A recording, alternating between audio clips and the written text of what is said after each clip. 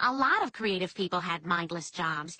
Michelangelo worked in a marble quarry. Herman Melville was a customs agent. Albert Einstein worked for the patent office. And what is it you want to patent, Herr Smith? I call it Smith's theory of relativity. Hey, look at this. What? Well, in 1895, Einstein, he failed a simple entrance exam to an engineering school in Zurich. Okay, he was a dropout. He was a dropout student. He was cruel to his first wife. He beat her. He cheated on her. Then he married his cousin, who he cheated on constantly. He estranged from his sons. He left them with no money, although he had it. He was a Marxist who hated McCarthy for hunting commies. In fact, he was mentioned by Stalin's Soviets as a close friend. This TV show says, oh, he was just an internationalist. No, he was a commie. He says he was a pacifist, but he wanted war with Germany. He actually wanted to genocide Germans. There was a quote where he said, the Germans can be killed or constrained after the war, but they cannot be re-educated to a democratic way of thinking and acting. It is hoped that by war's end, they will largely have been killed off. Albert Einstein said this. At Lincoln University, California, Einstein gave a speech in which he called racism a disease of white people and added, I do not intend to be quiet about it. But he was vehemently anti-nationalist and anti-white, but very, very pro-Jewish. In fact, he was offered a presidency of Israel.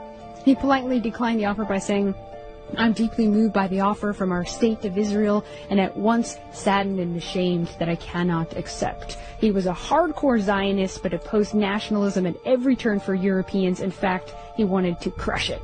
So what did he give us anyway? Everything is relative, moral relativism, nothing is certain, no such thing as an absolute, anything goes, what is truth anyway, there's no meaning except relativism, of course, right? So only his view of the universe is the right one that we're all choking to death on, right? Many physicists disagree with his theories because that's all they are, is theories. Well, how has he even gotten this big in the first place? Well, it's a fact that his work was not only twisted, unscientific ideas, but that it was science that was plagiarized. I know Red Eyes did a show on this, a great show on this, covering this in detail. His writings included his popular 1924 book, Meaning of Relativity, which was plagiarized from the Lorentz transformation, plagiarism of the mass energy equivalence, largely based on the work of George Fitzgerald and Hendrik Lorentz, Irish and Dutch theoretical physicists, and also the work of French physicist Henri, help me with this, Poincaré. Henri Poincaré. There you go. He developed Henri Poincaré. There you go. He developed a theory of relativity years before Einstein. And it gets worse. Plagiarism of Paul Gerber's groundbreaking work on the speed of gravity. Okay, this was a German guy. And the idea that the speed of light was a constant and was independent of the motion of its source was not Einstein's at all, but was proposed by the Scottish scientist James Maxwell in 1878. Also, Bernhard Riemann, a German, was the first to develop a sound non-Euclidean geometry, which is the basis of all the math he used to describe relativity.